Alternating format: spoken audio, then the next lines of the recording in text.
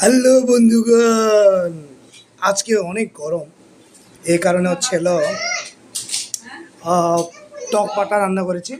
এটা কচু পাতা এবং টক পাতা, সাথে কাঁঠালের বিচি।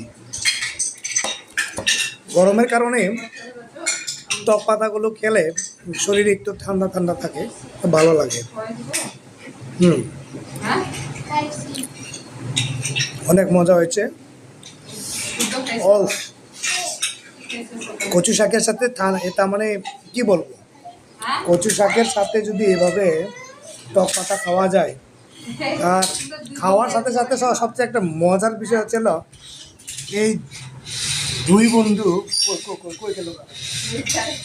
এই দুই বন্ধু আমার বাসায় হামলা দিচ্ছে, খেলাধুলা করছে আর চিল্লাচিল্লি করছে।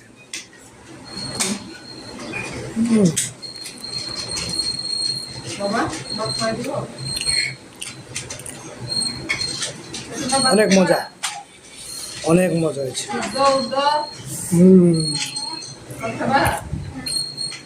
আলু ভাজি।